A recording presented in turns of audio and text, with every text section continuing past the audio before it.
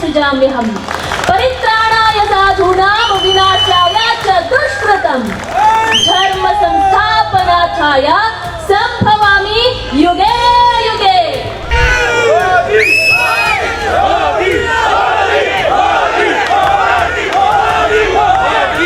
प्रभु ಶ್ರೀರಾಮ ಅಂತಂದ್ರೆ ಸತ್ಯ, ಪ್ರಭು ಶ್ರೀರಾಮ ಅಂತಂದ್ರೆ ಧರ್ಮ, ಪ್ರಭು ಶ್ರೀರಾಮ ಅಂತಂದ್ರೆ ನ್ಯಾಯ, ಪ್ರಭು ಶ್ರೀರಾಮ ಅಂತಂದ್ರೆ ಆದರ್ಶ. ಹಾಗಾಗಿ ನನಗೂ ಕೂಡ ಪ್ರಭು ಶ್ರೀರಾಮರು ಆದರ್ಶನೇ. ಯತ್ರ ನಾರ್ಯಸ್ತು ಪೂಜ್ಯಂತೆ ರಮಂತೆ ತತ್ರ ದೇವತಾಃ ಯತ್ರ ಹಿತಾಸ್ತು ನ ಪೂಜ್ಯಂತೆ ಸರ್ವಸ್ತತ್ರಾಹ ಫಲಾಹ ಕ್ರಿಯಾಃ. ರಾಮ ಮಂದಿರವನ್ನ ವಿರೋಧ ಮಾಡ್ತಾ ಇದ್ದಂಥವರು ಕೂಡ ರಾಮನವಮಿಗೆ ಶುಭಾಶಯ ತಿಳಿಸುವಂತಹ ಸಮಯ ಪರಿಸ್ಥಿತಿ ಇವತ್ತು ಬಂದು ತಲುಪಿದೆ ಅಂತಂದ್ರೆ ಹಿಂದೂಗಳ ಒಗ್ಗಟ್ಟಾಗಿರಬಹುದು ಅಥವಾ ಒಂದು ರಾಮ ಭಕ್ತ ಸರ್ಕಾರದ ತಾಕತ್ತು ಏನನ್ನುವಂಥದ್ದು ಇಲ್ಲಿ ನಮಗೆ ಅರ್ಥ ಆಗುತ್ತೆ. ರಘುಪತಿ ರಾಘವ ರಾಜಾರಾಮ್ ಪತೀತ ಪಾವನ ಸೀತಾರಾಮ್ ಸುಂದರ ವಿಗ್ರಹ ಮೇಘಶ್ಯಾಮ್ ಗಂಗಾ ತುಳಸಿ ಶಾಲಿಗ್ರಾಮ್ ಭದ್ರಗಿರೀಶ್ವರ ಸೀತಾರಾಮ್ ಭಗತ ಜನಪ್ರಿಯ ಸೀತಾರಾಮ್ ಜಾನಕಿ ರಮಣ ಸೀತಾರಾಮ್ ಜಯ ಜಯ ರಾಘವ ಸೀತಾರಾಮ್. ನಾನು ಈ ವೇದಿಕೆ ಮೇಲೆ ಹೇಳ್ತೀನಿ, ಈ ನಮ್ಮ ಭಗಿನಿಯರಿದ್ದಾರೆ ಮಮತಾಜ್ ಭಗಿನಿಯವರು, ಇಂಥವರು ಮುಸಲ್ಮಾನರು ಇದ್ದರೆ ನಾವು ದಿನನಿತ್ಯ ಇವ್ರ ಕಾಲು ತೊಳಿತೀವಿ ಅಂತ ಹೇಳ್ತೀನಿ.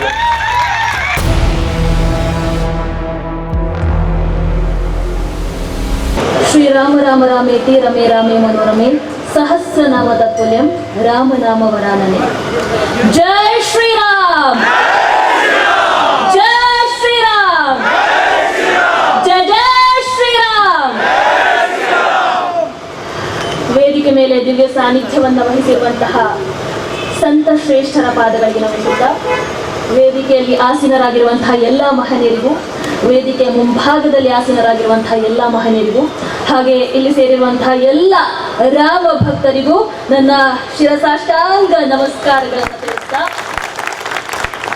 ಇವತ್ತು ನೀವೆಲ್ಲರ ಈ ಒಂದು ಸಂಭ್ರಮ ಸಡಗರವನ್ನು ನೋಡಿ ನನಗೆ ಒಂದು ಬಾರಿ 2024 ಅಯೋಧ್ಯ ದಿನಗಳು ನೆನಪಿಗೆ ಬಂತು. ಅವತ್ತು ನನಗೆ ಟಿವಿ ವಿಕ್ರಮ ಒಂದು ಅವಕಾಶವನ್ನು ಕೊಡ್ತು ಅಂತ ಹೇಳ ಅಥವಾ ಪ್ರಭು ಶ್ರೀರಾಮರೇ ನನ್ನನ್ನು ಕಲಿಸ್ಕೊಂಡ್ರು ಅಂತ ಹೇಳ ಗೊತ್ತಿಲ್ಲ. ಆದ್ರೆ ಆ ಒಂದು ಅಯೋಧ್ಯೆಯಲ್ಲಿ ಭವ್ಯ ರಾಮ ಮಂದಿರ ನಿರ್ಮಾಣ ಆಗುವಂತಹ ಆ ಸಂದರ್ಭದಲ್ಲಿ ಪ್ರಭು ಶ್ರೀರಾಮರು ನಡೆದಾಡಿದಂತಹ ಆ ಪುಣ್ಯ ಭೂಮಿಯಲ್ಲಿ ಪಾದ ಸ್ಪರ್ಶ ಮಾಡುವಂತಹ ಒಂದು ಅವಕಾಶ ನನಗೆ ಸಿಕ್ತು. ಅವತ್ತು ಅಯೋಧ್ಯೆ ಜನರಲ್ಲಿ ಎಷ್ಟು ಸಂಭ್ರಮ ಇತ್ತು, ಎಷ್ಟು ಸಡಗರ ಇತ್ತು ಪ್ರಭು ಶ್ರೀರಾಮರನ್ನ ಮತ್ತೆ ಸ್ವಾಗತ ಮಾಡೋದಕ್ಕೆ. ಇವತ್ತು ಅದೇ ಸಂಭ್ರಮ ಸಡಗರವನ್ನ ನಾನು ಇಲ್ಲಿ ಕಾಣ್ತಾ ಇದ್ದೇನೆ. ಬಹಳ ಸಂತೋಷ ಆಯಿತು. ಈಗ ಒಂದು ಪ್ರಶ್ನೆ ಬರಬಹುದು, ಒಬ್ಬ ಮುಸಲ್ಮಾನರಾಗಿ ನಾನು ಯಾಕೆ ಪ್ರಭು ಶ್ರೀರಾಮರ ಬಗ್ಗೆ ಮಾತನಾಡಬೇಕು ಅಂತ. ನಾನು ಕೇಳ್ತೀನಿ, ಯಾಕೆ ಮಾತಾಡಬಾರ್ದು? ಪ್ರಭು ಶ್ರೀರಾಮ ಅಂತಂದ್ರೆ ಸತ್ಯ, ಪ್ರಭು ಶ್ರೀರಾಮ ಅಂತಂದ್ರೆ ಧರ್ಮ, ಪ್ರಭು ಶ್ರೀರಾಮ ಅಂತಂದ್ರೆ ನ್ಯಾಯ, ಪ್ರಭು ಶ್ರೀರಾಮ ಅಂತಂದ್ರೆ ಆದರ್ಶ, ಪ್ರಭು ಶ್ರೀರಾಮ ಅಂತಂದ್ರೆ ಘನತೆ, ಪ್ರಭು ಶ್ರೀರಾಮ ಅಂತಂದ್ರೆ ಸಚ್ಚಾರಿತ್ರ್ಯ, ಪ್ರಭು ಶ್ರೀರಾಮ ಅಂತಂದ್ರೆ ಜೀವನ ಮಾರ್ಗ, ಪ್ರಭು ಶ್ರೀರಾಮ ಮರ್ಯಾದಾ ಪುರುಷೋತ್ತಮ. ಎಲ್ಲಿ ಒಬ್ಬ ಮಗ ತನ್ನ ತಂದೆಯ ಮಾತನ್ನ ನೆರವೇರಿಸೋದಕ್ಕೆ ತನ್ನದೆಲ್ಲವನ್ನು ಕೂಡ ತ್ಯಾಗ ಮಾಡಿ ಹೋಗ್ತಾನೋ ಅಲ್ಲಿ ಪ್ರಭು ಶ್ರೀರಾಮರಿರ್ತಾರೆ. ಎಲ್ಲಿ ಒಬ್ಬ ನಾಯಕ ತನ್ನ ಪ್ರಜೆಗಳಿಗೋಸ್ಕರ ಒಂದು ನ್ಯಾಯಯುತ ಆಡಳಿತವನ್ನು ನೀಡ್ತಾ ಇರ್ತಾನಲ್ವಾ, ಅಲ್ಲಿ ಪ್ರಭು ಶ್ರೀರಾಮರಿರ್ತಾರೆ. ಒಬ್ಬ ಆದರ್ಶ ಮಗನಾಗಿ, ಒಬ್ಬ ಆದರ್ಶ ಪತಿಯಾಗಿ, ಒಬ್ಬ ಆದರ್ಶ ಸಹೋದರನಾಗಿ, ಒಬ್ಬ ಆದರ್ಶ ಮಿತ್ರನಾಗಿ, ಒಬ್ಬ ಆದರ್ಶ ನಾಯಕನಾಗಿ, ಪ್ರತಿಯೊಂದರಲ್ಲೂ ಕೂಡ ಆದರ್ಶವನ್ನ ಸ್ಥಾಪಿಸಿರುವಂತಹ ಪ್ರಭು ಶ್ರೀರಾಮರು ಯಾರಿಗೆ ಆದರ್ಶ ಆಗಲ್ಲ ಹೇಳಿ? ಹಾಗಾಗಿ ನನಗೂ ಕೂಡ ಪ್ರಭು ಶ್ರೀರಾಮರು ಆದರ್ಶನೇ.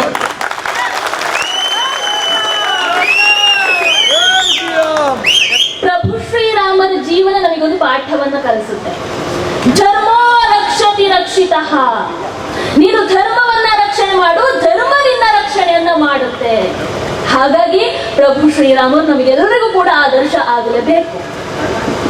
ಬಂಧುಗಳು, ನಾವೆಲ್ಲರೂ ಇವತ್ತು ರಾಮೋತ್ಸವ ಕಾರ್ಯಕ್ರಮದ ಸಲುವಾಗಿ ಸೇರಿದ್ದೀವಿ. ಪ್ರಭು ಶ್ರೀರಾಮರನ್ನ ಸಂಭ್ರಮಿಸ್ತಾ ಇದ್ದೀವಿ. ಆದ್ರೆ ಪ್ರಭು ಶ್ರೀರಾಮ ಯಾರು? ಒಂದು ಶ್ಲೋಕ ಇದೆ, ರಾಮಾಯ ರಾಮಭದ್ರಾಯ ರಾಮಚಂದ್ರಾಯ ವೇಧಸೆ ರಘುನಾಥಾಯ ನಾಥಾಯ ಸೀತಾಯ ಪತಯೇ ನಮಃ. ಈ ಶ್ಲೋಕದ ಪ್ರತಿ ಪದದಲ್ಲೂ ಕೂಡ ಅರ್ಥ ಇದೆ. ರಾಮಾಯ, ಪ್ರಭು ಶ್ರೀರಾಮನ ತಂದೆ ದಶರಥ ಪ್ರಭು ಶ್ರೀರಾಮನನ್ನ ರಾಮ ಅಂತ ಕರೀತಾ ಇದ್ರು, ಹಾಗಾಗಿ ರಾಮಾಯ. ರಾಮಭದ್ರಾಯ, ಪ್ರಭು ಶ್ರೀರಾಮನ ತಾಯಿ ಪ್ರಭು ಶ್ರೀರಾಮನನ್ನ ರಾಮಭದ್ರ ಅಂತ ಕರೀತಾ ಇದ್ರು, ಹಾಗಾಗಿ ರಾಮಭದ್ರಾಯ. ರಾಮಚಂದ್ರಾಯ, ಪ್ರಭು ಶ್ರೀರಾಮನ ಚಿಕ್ಕಮ್ಮ ರಾಮಚಂದ್ರ ಅಂತ ಕರೀತಾ ಇದ್ರು. ಯಾಕಂದ್ರೆ ಪ್ರಭು ಶ್ರೀರಾಮನ ಚಿಕ್ಕವರಿದ್ದಾಗ ಚಂದ್ರನನ್ನು ನೋಡಿ ನನಗೆ ಆ ಚಂದ್ರ ಬೇಕೇ ಬೇಕು ಅಂತ ಹಠ ಮಾಡ್ತಾ ಇದ್ರಂತೆ. ಆಗ ಕನ್ನಡಿಯಲ್ಲಿ ಬಿಂಬವನ್ನ ತೋರಿಸಿ ಪ್ರಭು ಶ್ರೀರಾಮರನ್ನ ಸಮಾಧಾನ ಪಡಿಸ್ತಾ ಇದ್ರಂತೆ, ಹಾಗಾಗಿ ರಾಮಚಂದ್ರಾಯ. ವೇಧಸೆ, ಬ್ರಹ್ಮರ್ಷಿಗಳಾದಂತಹ ವಸಿಷ್ಠರು ಪರತತ್ವ ಅಂತ ತಿಳಿದು ಪ್ರಭು ಶ್ರೀರಾಮರನ್ನ ವೇಧಸಿ ಅಂತ ಕರೀತಾ ಇದ್ರು.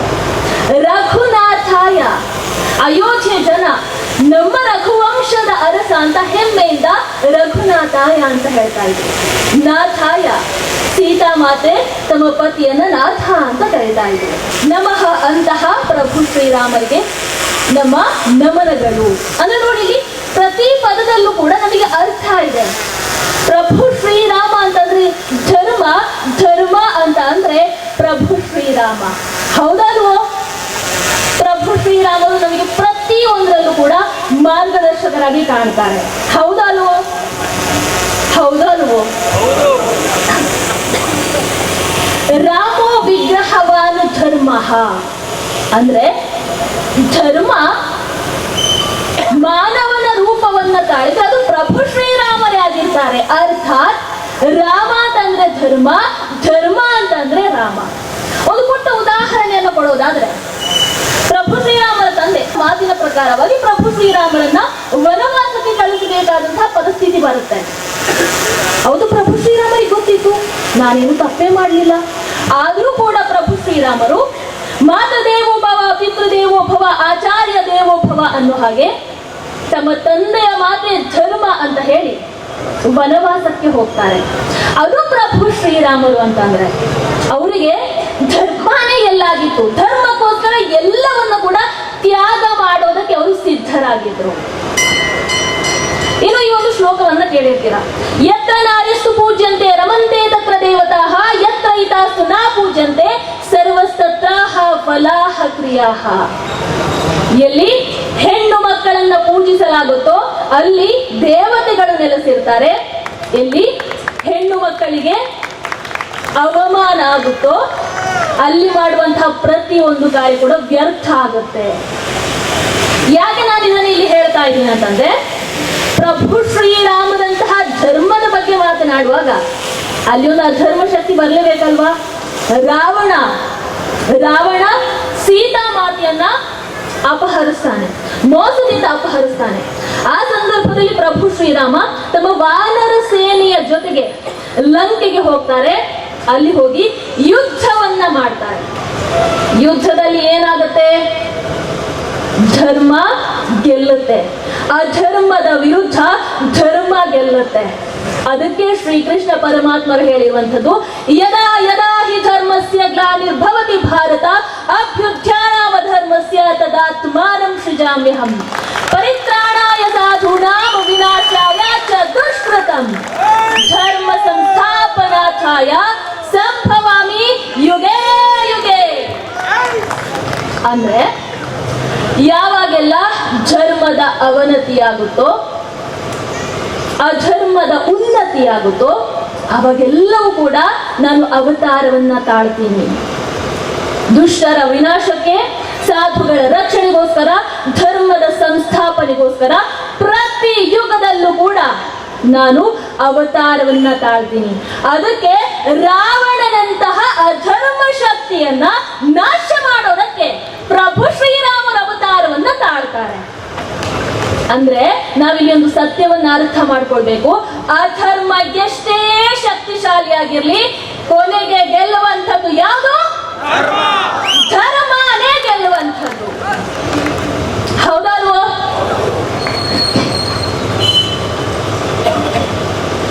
ಇನ್ನು ನಾವು ಈಗ ಅಯೋಧ್ಯೆ ಅನ್ನುವಂತಹ ವಿಚಾರ ಬಂದಾಗ, ಅಥವಾ ರಾವಣನಂತಹ ವಿಚಾರ ಬಂದಾಗ ನಮಗೆ ಅಯೋಧ್ಯೆ ನೆನಪಾಗುತ್ತೆ. ಅಯೋಧ್ಯೆ ಅಂದ್ರೆ ಧರ್ಮ, ಆ ಧರ್ಮದ ವಿರುದ್ಧ ಧರ್ಮ ಯಾವತ್ತೂ ಕೂಡ ಜಯವನ್ನ ಸಾಧಿಸುತ್ತೆ ಅಂತ ಅಂದಾಗ ನಮಗಿವತ್ತು ನಮ್ಮ ಕಣ್ಣ ಮುಂದೆ ಒಂದು ಅದ್ಭುತ ಸಾಕ್ಷಿಯಾಗಿ ನಿಂತಿರುವಂಥದ್ದು ಅಯೋಧ್ಯೆಯಲ್ಲಿ ಭವ್ಯವಾಗಿ ತಲೆ ಎತ್ತಿ ನಿಂತಿರುವಂತಹ ರಾಮ ಮಂದಿರ. ಒಂದು ಕಡೆ ರಾಮ ಮಂದಿರ ನಿರ್ಮಾಣ ಆಗಲೇಬಾರದು ಅಂತ ಪಣ ತೊಟ್ಟು ನಿಂತಿದ್ದಂತಹ ಅಧರ್ಮಿಗಳು, ಮತ್ತೊಂದು ಕಡೆ ರಾಮ ಮಂದಿರ ನಿರ್ಮಾಣ ಆಗಲೇಬೇಕು ಅಂತ ನಿರಂತರವಾಗಿ ಹೋರಾಟವನ್ನ ಮಾಡಿ ಪ್ರಾಣವನ್ನ ತ್ಯಾಗ ಮಾಡಿದಂತಹ ಧರ್ಮಿಗಳು. ಕೊನೆಗೆ ಏನಾಗುತ್ತೆ? ಧರ್ಮದ ಜಯ ಆಗುತ್ತೆ. ಖಂಡಿತವಾಗ್ಲೂ ತಡ ಆಗಿರಬಹುದು, ಆದರೆ ಅಧರ್ಮದ ವಿರುದ್ಧ ಜಯವನ್ನ ಗಳಿಸಿರುವಂಥದ್ದು ಧರ್ಮನೇ. ಇವತ್ತು ನಮಗೆ ಅಯೋಧ್ಯೆ, ಪ್ರಭು ಶ್ರೀರಾಮ ಅಂತ ಅಂದ ತಕ್ಷಣ ಮೊದಲಿಗೆ ನೆನಪಾಗುವಂಥದ್ದು ಅಯೋಧ್ಯೆ. ಪ್ರಭು ಶ್ರೀರಾಮ ಅಂತ ಅಂದ ತಕ್ಷಣ ನಮಗೆ ಮೊದಲಿಗೆ ನೆನಪಾಗುವಂಥದ್ದು ಅಯೋಧ್ಯೆಯಲ್ಲಿ ವಿರಾಜಮಾನನಾಗಿರುವಂತಹ ಆ ಪುಟ್ಟ ಬಾಲರಾಮ. ಇವತ್ತು ನಾವು ಆ ಭವ್ಯ ರಾಮ ಮಂದಿರಕ್ಕೆ, ಅದಕ್ಕೆ ಕಾರಣಕರ್ತರಾದಂತಹ ರಾಮ ಭಕ್ತನಿಗೆ ಒಂದು ಧನ್ಯವಾದವನ್ನು ತಿಳಿಸ್ಲೇಬೇಕಲ್ವಾ? ನರೇಂದ್ರ ಮೋದಿಜಿಯವರಿಗೆ ಈ ವೇದಿಕೆ ಮೂಲಕ ಧನ್ಯವಾದಗಳನ್ನ ತಿಳಿಸಲೇಬೇಕು.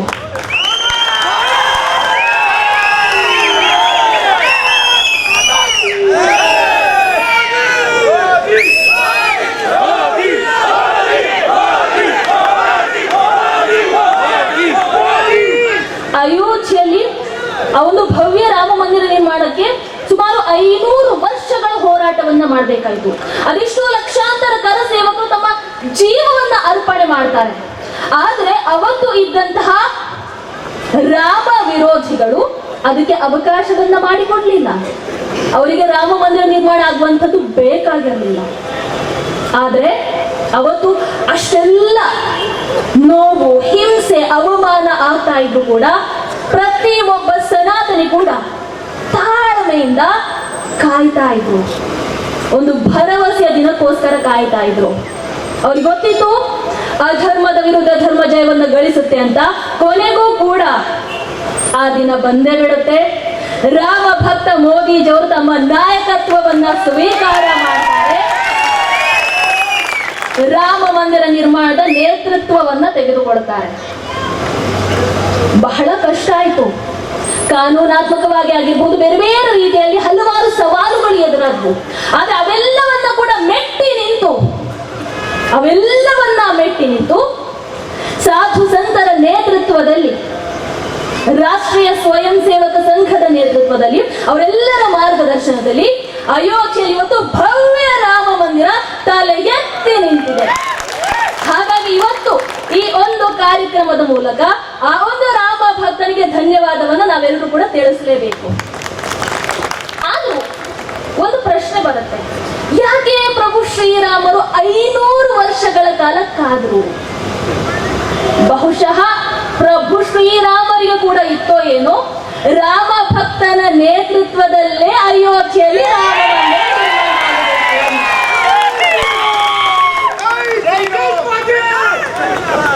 ಅದಕ್ಕೆ ಪ್ರಭು ಶ್ರೀರಾಮರು ತಾಳ್ಮೆಯಿಂದ ಟೆಂಟಲ್ಲಿ ಕಾಯ್ತಾ ಇದ್ರು. ರಾಮ ಭಕ್ತ ಸರಕಾರ ಬರುತ್ತೆ. ಯಾವ ರೀತಿ?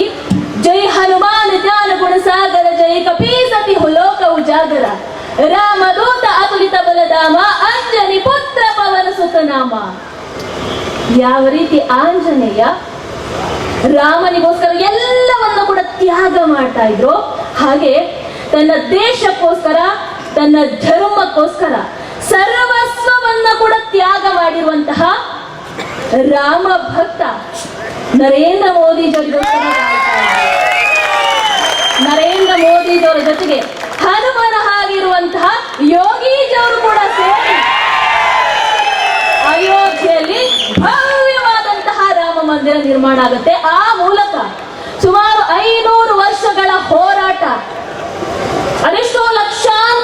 ಸೇವಕರ ಬಲಿದಾನ ಎಲ್ಲದಕ್ಕೂ ಕೂಡ ಒಂದು ನ್ಯಾಯ ಸಿಕ್ಕು ಇವತ್ತು ಎಲ್ಲರೂ ಕೂಡ ಖುಷಿಯಾಗಿದ್ದಾರೆ. ಹೌದಲ್ವೋ? ಜೈ ಶ್ರೀರಾಮ್, ಜೈ ಶ್ರೀರಾಮ್. ಆದ್ರೂ ಇವತ್ತು ರಾಮ ಮಂದಿರವನ್ನ ವಿರೋಧ ಮಾಡ್ತಾ ಇದ್ದಂಥವ್ರು ಕೂಡ ರಾಮನವಮಿಗೆ ಶುಭಾಶಯ ತಿಳಿಸುವಂತಹ ಸಮಯ ಪರಿಸ್ಥಿತಿ ಇವತ್ತು ಬಂದು ತಲುಪಿದೆ ಅಂತಂದ್ರೆ ಹಿಂದೂಗಳ ಒಗ್ಗಟ್ಟಾಗಿರಬಹುದು ಅಥವಾ ಒಂದು ರಾಮ ಭಕ್ತ ಸರ್ಕಾರದ ತಾಕತ್ತು ಏನನ್ನುವಂಥದ್ದು ಇಲ್ಲಿ ನಮಗೆ ಅರ್ಥ ಆಗತ್ತೆ. ಇಲ್ಲಿ ನಾವು ಯಾರನ್ನ ಕೂಡ ಉಲ್ಲೇಖ ಮಾಡಿ ಹೇಳ್ತಾ ಇಲ್ಲ. ರಾಮ ವಿರೋಧಿಗಳು ರಾಮ ಜಪವನ್ನ ಮಾಡೋದಕ್ಕೆ ಆರಂಭ ಮಾಡಿದ್ರೆ ರಾಮ ಭಕ್ತರು ಅವರೆಲ್ಲರನ್ನ ಕೂಡ ಬಹಳ ಖುಷಿಯಿಂದ ಸ್ವೀಕಾರ ಮಾಡ್ತಾರೆ. ಹೌದಲ್ವಾ? ಒಂದ್ 2-3 ನಿಮಿಷದಲ್ಲಿ ನಾನು ಮುಗಿಸ್ಬಿಡ್ತೀನಿ.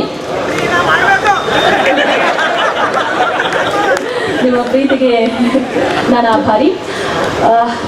ನಾವೆಲ್ಲರೂ ಕೂಡ ರಘುಪತಿ ರಾಘವ ರಾಜಾರಾಮ್ ಪತೀತ ಪಾವನ ಸೀತಾರಾಮ್ ಈ ಒಂದು ಭಜನೆ ಪ್ರತಿಯೊಬ್ಬರಿಗೂ ಗೊತ್ತು. ಇದಾದ ನಂತರ ರಘುಪತಿ ರಾಘವ ರಾಜಾರಾಮ್ ಪತೀತ ಪಾವನ ಸೀತಾರಾಮ್ ಇದಾದ ನಂತರದ 2 ಸಾಲನ್ನ ಹೇಳಿ ಅಂತಂದ್ರೆ ಹೆಚ್ಚಾಗಿ ಎಲ್ಲರೂ ಏನ್ ಹೇಳ್ತಾರೆ? ಈಶ್ವರ ಅಲ್ಲ ತೇರೆ ನಾಮ್ ಸಬಕೋ ಸನ್ಮತಿದೆ ಭಗವಾನ್, ಹಿಂಗೆ ಹೇಳೋದಲ್ವಾ? ಆದ್ರೆ ಇದು ನಿಜವಾದಂತಹ ಭಜನೆ ಅಲ್ಲ. ಇದು ಅವತ್ತು ಓಲೈಕೆಗೋಸ್ಕರ, ಮುಸಲ್ಮಾನರ ಓಲೈಕೆಗೋಸ್ಕರ ಬದಲಾವಣೆ ಮಾಡಿರುವಂಥದ್ದು. ನಿಜವಾದ ಭಜನೆ ರಘುಪತಿ ರಾಘವ ರಾಜಾರಾಮ್ ಪತೀತ ಪಾವನ ಸೀತಾರಾಮ್ ಸುಂದರ ವಿಗ್ರಹ ಮೇಘಶ್ಯಾಮ್ ಗಂಗಾ ತುಳಸಿ ಶಾಲಿಗ್ರಾಮ್ ಭದ್ರಗಿರೀಶ್ವರ ಸೀತಾರಾಮ್ ಭಗತ ಜನಪ್ರಿಯ ಸೀತಾರಾಮ್ ಜಾನಕಿ ರಮಣ ಸೀತಾರಾಮ್ ಜಯ ಜಯ ರಾಘವ ಸೀತಾರಾಮ್. ಹಾಗಾಗಿ ಬದಲಾವಣೆ ಅನ್ನುವಂಥದ್ದು ನಮ್ಮಿಂದನೇ ಆರಂಭ ಆಗಲಿ, ಇಲ್ಲಿಂದನೇ ಆರಂಭ ಆಗಲಿ, ಈ ಕ್ಷಣದಿಂದನೇ ಆರಂಭ ಆಗಲಿ. ಭವ್ಯ ಭಾರತ ನಿರ್ಮಾಣಕ್ಕೆ ನಾವೆಲ್ಲರೂ ಕೂಡ ಕೈ ಜೋಡಿಸಬೇಕು. ಈ ದೇಶದಲ್ಲಿರುವಂತಹ ಪ್ರತಿಯೊಬ್ಬರು ಕೂಡ ಹಿಂದೂಗಳೇ, ಪ್ರತಿಯೊಬ್ಬರು ಕೂಡ ಸನಾತನ ಬೇರಿಗೆ ಸೇರಿದಂಥವ್ರೆ. ಹಾಗಾಗಿ ಪ್ರತಿಯೊಬ್ಬರು ಕೂಡ ಪ್ರಭು ಶ್ರೀರಾಮನ ಆದರ್ಶವನ್ನ ಮೈಗೂಡಿಸಿಕೊಂಡು ನಾವೆಲ್ಲರೂ ಕೂಡ ಯಾವ ರೀತಿ ರಾಮ ಸೇತು ನಿರ್ಮಾಣಕ್ಕೆ ಆ ಪುಟ್ಟ ಅಳಿಲಿದೆಯಲ್ವಾ, ಅದು ಯಾವ ರೀತಿ ತನ್ನ ಕೊಡುಗೆಯನ್ನ ಕೊಟ್ಟಿತೋ ಹಾಗೆ ನಾವೆಲ್ಲರೂ ಕೂಡ ಪ್ರಭು ಶ್ರೀರಾಮರ ಆದರ್ಶದ ಜೊತೆಗೆ ಭವ್ಯ ಭಾರತ ನಿರ್ಮಾಣದಲ್ಲಿ ನಾವೆಲ್ಲರೂ ಕೂಡ ಕೈ ಜೋಡಿಸೋಣ ಅಂತ ಹೇಳ್ತಾ ಇಂತಹ ಒಂದು ಅದ್ಭುತ ವೇದಿಕೆಯನ್ನ ಕಲ್ಪಿಸಿಕೊಟ್ಟಂತಹ ರಾಮೋತ್ಸವ ಸಮಿತಿಗೆ ನಾನು ಧನ್ಯವಾದಗಳನ್ನ ತಿಳಿಸಲೇಬೇಕು. ನಿಮ್ಮೆಲ್ಲರ ಪ್ರೀತಿಗೂ ಕೂಡ ನಾನು ಯಾವತ್ತೂ ಆಭಾರಿ. ಹಾಗೆ ಈ ಒಂದು ವೇದಿಕೆಯ ಮೂಲಕ ನಾನು ಟಿವಿ ವಿಕ್ರಮ ಕುಟುಂಬ, ನನ್ನ ಗುರುಗಳಾದಂತಹ ಮಹೇಶ್ ವಿಕ್ರಮ್ ಹೆಗ್ಡೆ ಸರ್, ಅದೇ ರೀತಿ ನನ್ನ ತಂದೆ ತಾಯಿಗೂ ಕೂಡ ಧನ್ಯವಾದಗಳನ್ನ ತಿಳಿಸ್ತೀನಿ. ಹಾಗೆ ಒಂದು ಮಾತನ್ನ ನಾನು ಹೇಳಲೇಬೇಕು. ಇಷ್ಟು ಸನಾತನಿಗಳ ಮಧ್ಯದಲ್ಲಿ ನಾನೊಬ್ಳು ಮುಸ್ಲಿಂ ಹೆಣ್ಣು ಮಗಳು ಇಷ್ಟು ಧೈರ್ಯವಾಗಿ, ಇಷ್ಟು ಗರ್ವದಿಂದ ಮಾತಾಡ್ತಾ ಇದ್ದೀನಿ ಅಂತಂದ್ರೆ ಅದು ಸನಾತನ ಧರ್ಮದ ಶ್ರೇಷ್ಠತೆ, ಅದು ಸನಾತನ ಧರ್ಮದ ಅದ್ಭುತ, ಅದು ಹಿಂದೂ ಸಮಾಜದ ಅದ್ಭುತ ಅಂತ ಹೇಳೋದಕ್ಕೆ ನಿಜವಾಗ್ಲೂ ನಾನು ಇಷ್ಟಪಡ್ತೀನಿ. ಹಾಗೆ ಕೊನೆಯಲ್ಲಿ ಒಂದೊಂದು ಹೇಳಬಲ್ಲೆ, ಪ್ರಭು ಶ್ರೀರಾಮರು ಕೇವಲ ವ್ಯಕ್ತಿ ಅಲ್ಲ, ಪ್ರಭು ಶ್ರೀರಾಮ ನಮ್ಮ ಸಂಸ್ಕೃತಿ, ಪ್ರಭು ಶ್ರೀರಾಮ ನಮ್ಮೆಲ್ಲರ ಆತ್ಮ. ಹಾಗಾಗಿ ಈ ಭೂಮಿಯಲ್ಲಿ ಎಲ್ಲಿವರೆಗೂ ಕೂಡ ಧರ್ಮವನ್ನ ನಂಬೋರು ಇರ್ತಾರೋ ಅಲ್ಲಿವರೆಗೆ ಪ್ರಭು ಶ್ರೀರಾಮರ ಹೆಸರನ್ನ ಯಾರು ಏನೇ ಮಾಡ್ಲಿ, ಕೋಟಿಗೆ ಹೋಗ್ಲಿ, ಎಲ್ಲಿ ಬೇಕಾದ್ರೂ ಹೋಗ್ಲಿ, ಪ್ರಭು ಶ್ರೀರಾಮರ ಹೆಸರನ್ನ ಅಳಿಸಿ ಹಾಕೋದಕ್ಕೆ ಸಾಧ್ಯವೇ ಇಲ್ಲ. ಎಲ್ಲರೂ 2 ಕೈಗಳನ್ನ ಮೇಲಕ್ಕೆತ್ತಿ ಘೋಷಣೆಯನ್ನು ಕೂಡ ಜೈ ಶ್ರೀರಾಮ್, ಜೈ ಶ್ರೀರಾಮ್, ಜೈ ಶ್ರೀರಾಮ್. ಧನ್ಯವಾದಗಳು. ನಾನು ಈ ವೇದಿಕೆ ಮೇಲೆ ಹೇಳ್ತೀನಿ, ಈ ನಮ್ಮ ಭಗಿನೇನಿದ್ದಾರೆ ಮಮತಾಜ್ ಭಗಿನಿಯವರು ಇಂಥವ್ರ ಮುಸಲ್ಮಾನರು ಇದ್ರೆ ನಾವು ದಿನನಿತ್ಯ ಇವ್ರ ಕಾಲ್ ತೊಳಿತೀವಿ ಅಂತ ಹೇಳ್ತೀವಿ ನಾವು. ಟಿವಿ ವಿಕ್ರಮ, ದೇಶ ನಿಮ್ಮ ಕೈಯಲ್ಲಿ. ಈ ಕಾರ್ಯಕ್ರಮ ನಿಮಗೆ ಇಷ್ಟ ಆಗಿದ್ದಲ್ಲಿ ಲೈಕ್, ಶೇರ್ ಹಾಗೂ ಕಮೆಂಟ್ ಮಾಡಿ. ಟಿವಿ ವಿಕ್ರಮದ ಕಾರ್ಯಕ್ರಮಗಳನ್ನು ನಿರಂತರವಾಗಿ ವೀಕ್ಷಿಸಲು ಸಬ್ಸ್ಕ್ರೈಬ್ ಮಾಡಿ, ಬೆಲ್ ಐಕನ್ ಒತ್ತಿ.